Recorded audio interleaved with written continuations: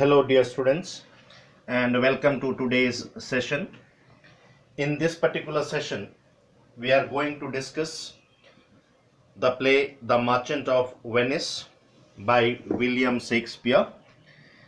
And here we are going to start our discussion of the scene 9, Act 2, Scene 9 of the play The Merchant of Venice. Now, this scene shifts to Portia's house at Belmont, where the Prince of Aragon makes his choice of the caskets. He selects the silver casket, which contains an idiot's head. Silver here stands for conceit, vanity, and self-deception, all the three traits of Aragon's personality. Portia is quite relieved as Aragon departs. She is then informed of the arrival of a Venetian suitor. Nerissa prays that the new suitor should be Bassanio. Thus ends the second act with the anticipation of the fulfillment of the lottery of caskets. Now here in this particular scene, this is considered to be the second of the casket scenes, because here the Prince of Aragon appears on stage with his servants and tries his luck in winning Portia's hand. However, the Prince of Aragon thinks high of himself, and he is also filled with contempt for his fellows. He is only outwardly less pompous than the Prince of Morocco. He thinks that he deserves the best by the virtue of his rank and position, and acts as a self-judge. He does not choose what many men desire, but chooses what the fool multitude could not. It is his sense of superiority as much as thoughtfulness that makes him reject the gold casket. Aragon's snobbery is evident in his belief that he deserves Portia because of his self-estimated inner merits. He has no craving and love for Portia, and therefore is shown to deserve only a fool's head. He can be closely linked to the Prince of Morocco because he too, like the Prince of Morocco, cannot hazard all for Portia. However, this second act ends in an optimistic note. Portia and Nerissa wait a new suitor, hopefully Bassanio. Nerissa's comment in Act 1, Scene 2, that the correct casket will never be chosen by any rightly, but you shall have rightly love, seems to have shrewdly fallen to be exacting. The audience waits with bated breath for Bassanio's choice, convinced that the lead casket is the correct choice and he may actually go for the same. Now, let us try to understand this particular scene line by line. So, as said, this scene takes place in Belmont, a room in Portia's house, and Nerissa enters with a servant. So Nerissa says, "Quick, quick, I pray thee, draw the curtain straight. The Prince of Aragon hath taken his oath, and comes to his election presently." And then there is flourish of cornets. Enter the Prince of Aragon, Portia, and their trains or their attendants, servants. So Nerissa here is instructing to one of the servants to draw the curtains at once, because the Prince of Aragon has already taken his oath, and we know that any suitor who decides to participate in the lottery of the casket, he has to take an oath. Okay. And after that only he is directed to the room where the caskets are kept. So Prince of Aragon had already taken his oath, and he was now coming to make his choice. So Nerissa is asking the servant to draw the curtains at once so that the caskets could be presented to the Prince of Aragon. And then there is flourish of cornets to announce the arrival of the Prince of Aragon. So Prince of Aragon, Portia, and their servants enter. So you see here is the image of the Prince of Aragon. He enters into the scene. Now Portia, behold there stand the caskets, noble prince. If you choose that wherein I am contained, straight shall our nuptial rites be solemnized. But if you fail, without more speech, my lord, you must be gone from hence immediately. So Portia reveals the caskets to the Prince of Aragon and addresses the Prince of Aragon as noble prince. Now here we need to remember that Portia did not have any liking for the Prince of Aragon. She is in fact using a common term for addressing a prince that is noble. She does not mean the Prince of Aragon to be noble at all.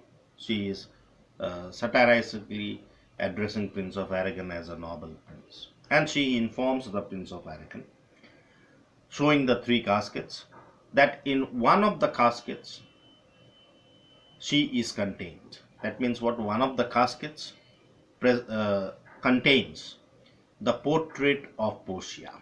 And if the Prince of Aragon chooses that particular casket, then he would emerge victorious in the lottery of caskets, and their nuptial rites will be solemnized at once, will be performed at once. They will get married at once.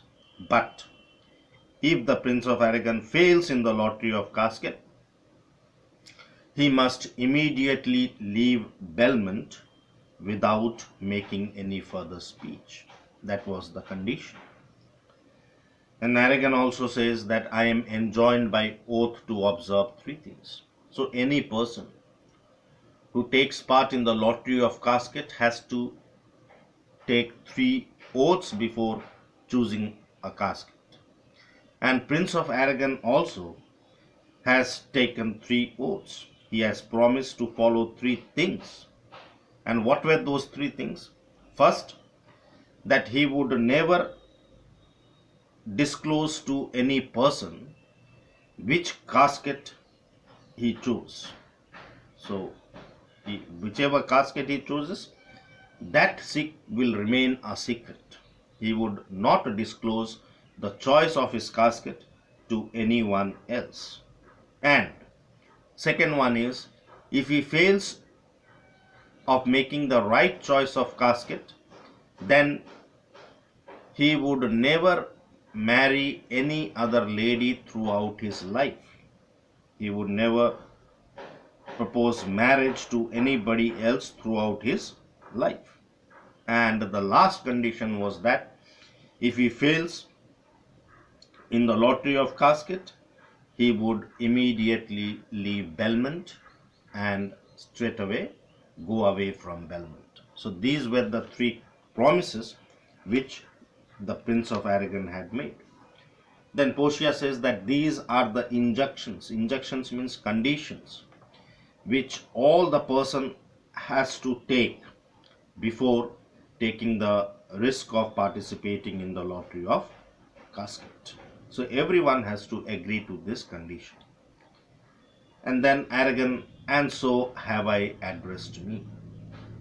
Fortune now to my heart's home. So Prince of Aragon also says that he has also prepared himself accordingly, and he prays that may fortune favor the desires, the hopes of his heart.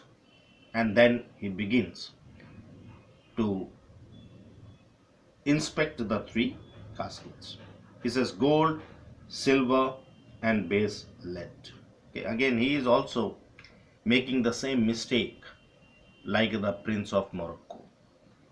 He sees the 3 caskets, the gold casket, silver casket, and then you see he again describes the lead casket as a base lead. Base lead means coarse metal, which is made up of coarse metal, which is not that attractive like that of gold and silver. So he is also guided by the external appearances of those caskets.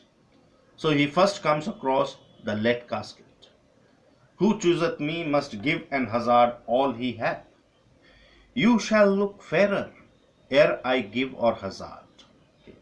So Prince of Aragon, like the Prince of Morocco, flatly rejects the lead casket and says that the lead casket must appear more fair and attractive in its appearance before the Prince of Aragon gives or hazards anything for the sake of lead.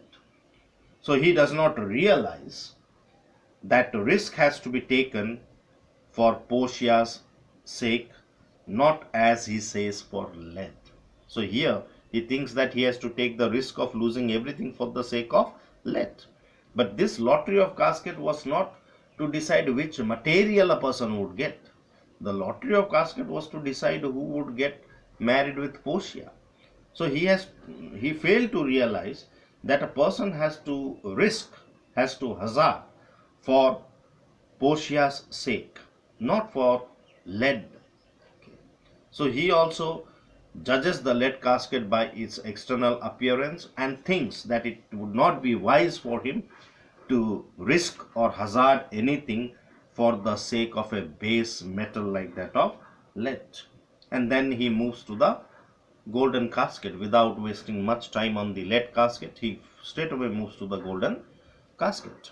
And he says, what says the golden chest? Ha, let me see. Who chooseth me shall gain what many men desire.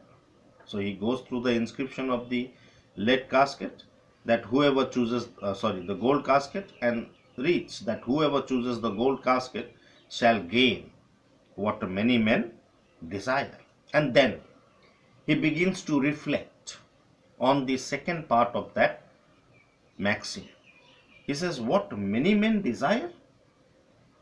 And that many may be meant by the fool multitude. So he interprets it in the way that whoever chooses the gold casket, that will be desired by many men. So what does that many stand for? So he feels that the word many has been used to refer to the foolish masses, the common people. So many means what? Many is a reference to the common mass. And the common mass are foolish people. They are knave, they are foolish masses. Why they are called as foolish? Because they choose by soul, not learning more than the fond eye doth teach them.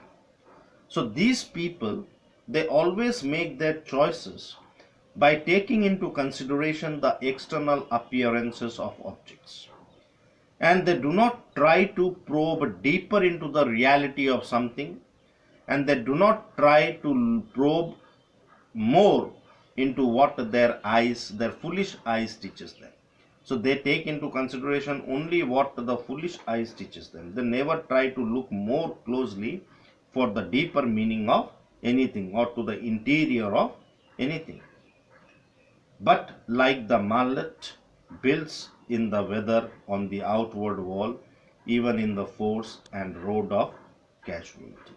But these common people, just like the marlet, you see I have shown the image of the bird marlet, and this is the nest of the bird marlet.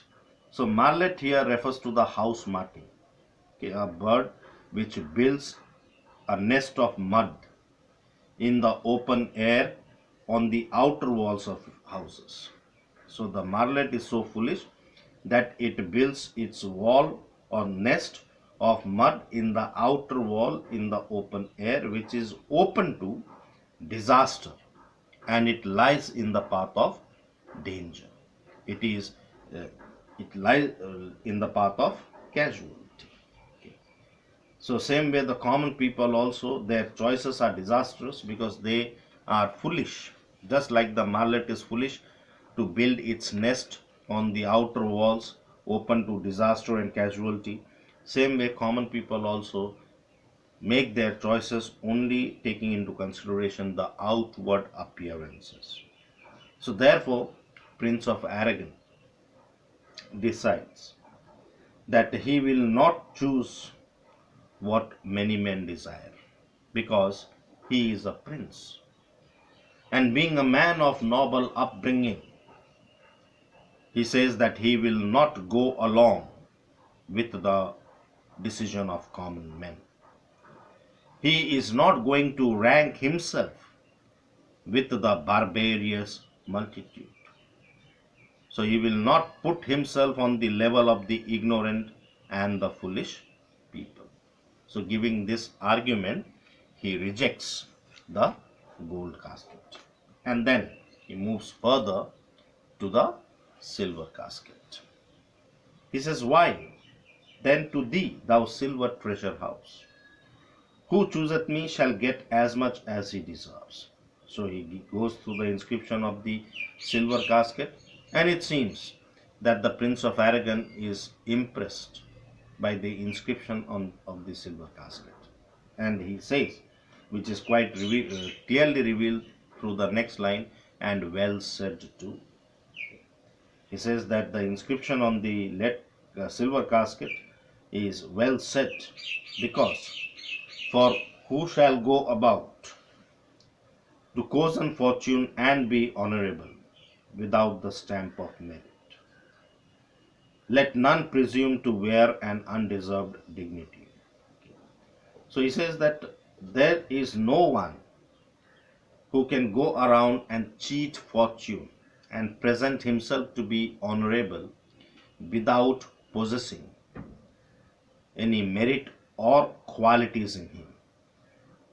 To be honored, a person must possess certain qualities and merits in him. No one in this world can pretend to be dignified when he cannot show that he is worthy of such a dignity.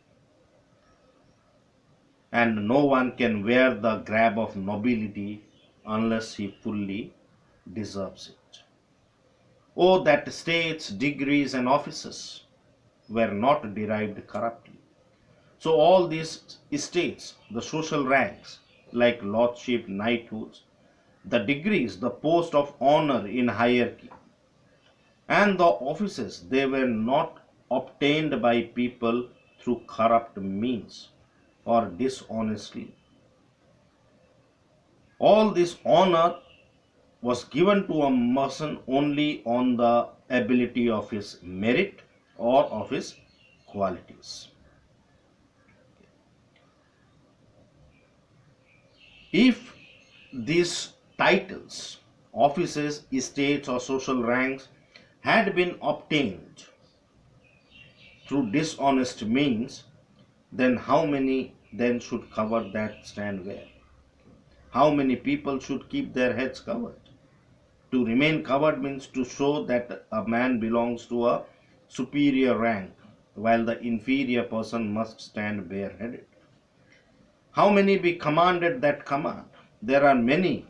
Here it can be interpreted in two ways, that there are many people who should cover their heads out of respect to their superiors, but still they stand bareheaded.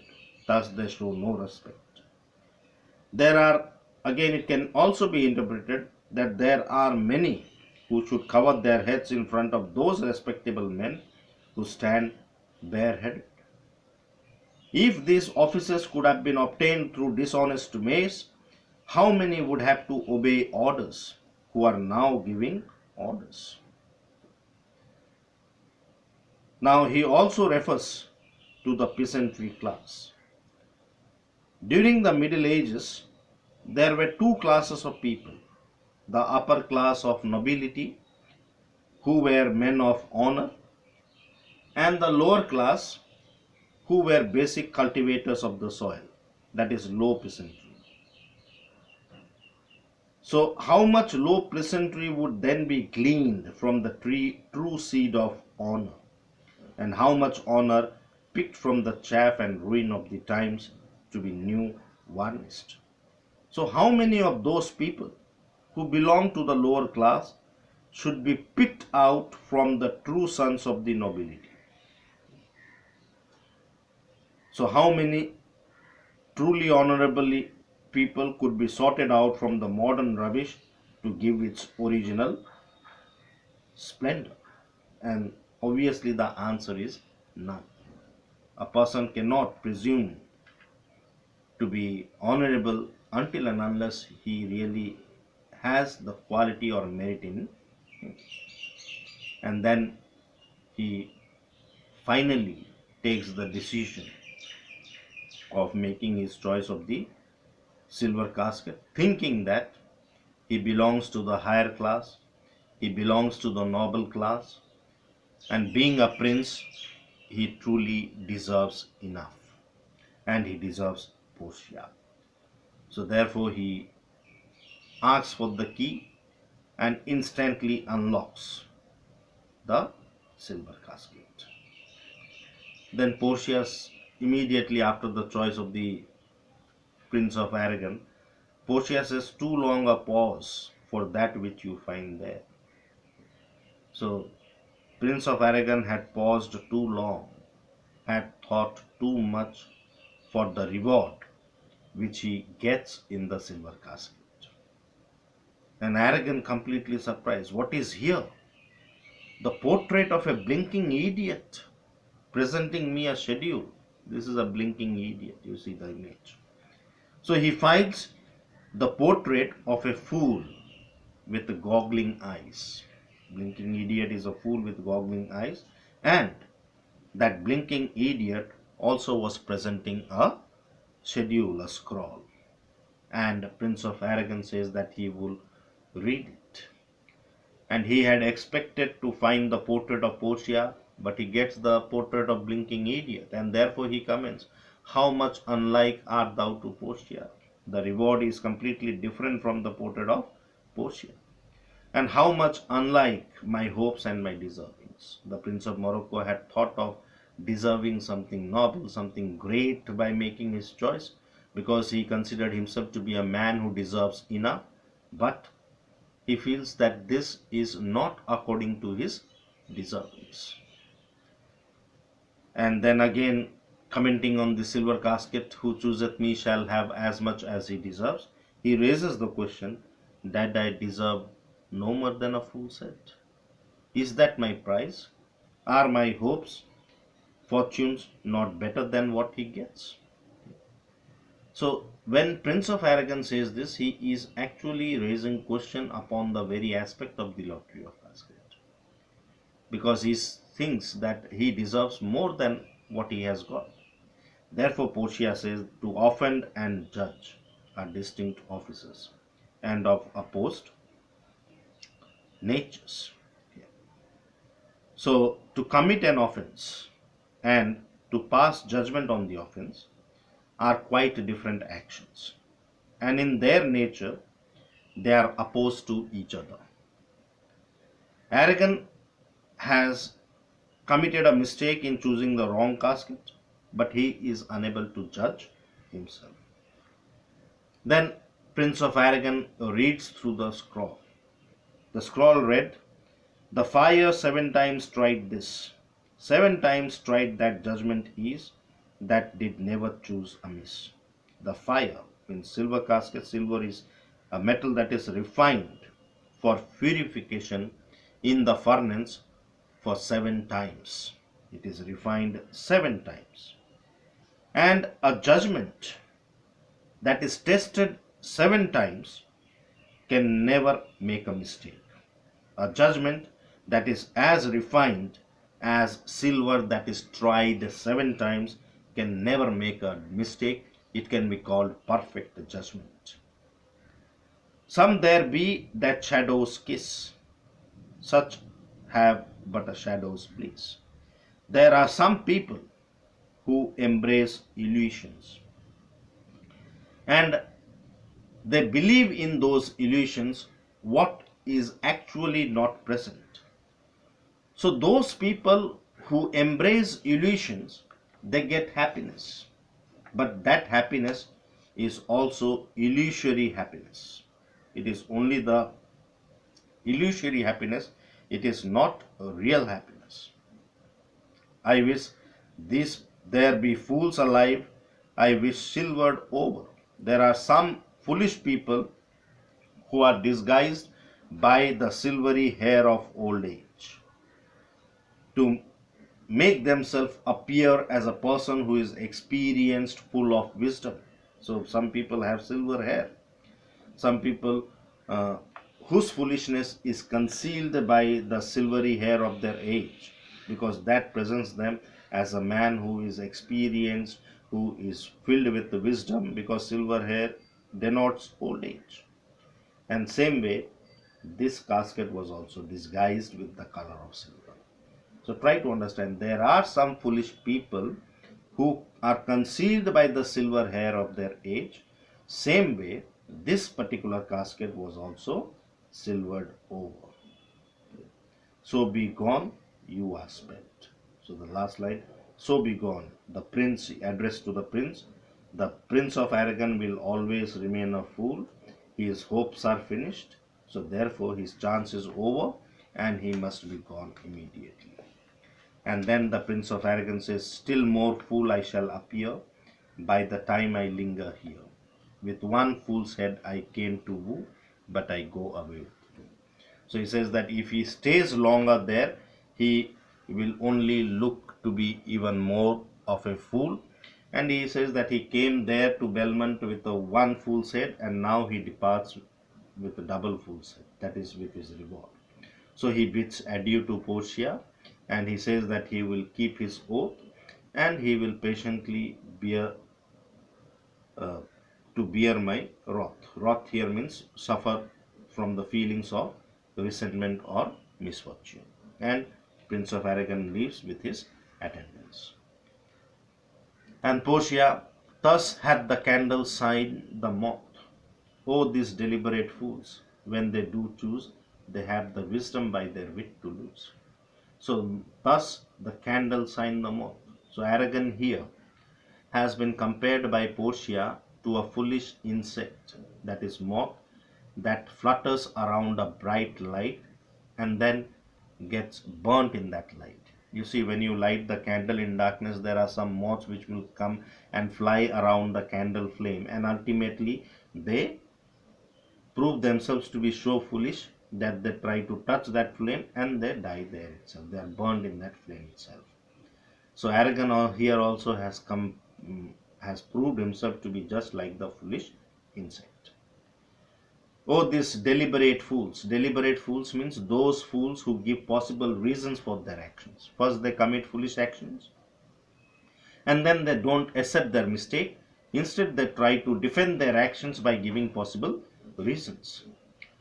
And these deliberate fools, when they make the choice of the casket, they have their wit and their reasoning gives them enough intelligence to make the wrong choice and thus lose in the lottery of casket.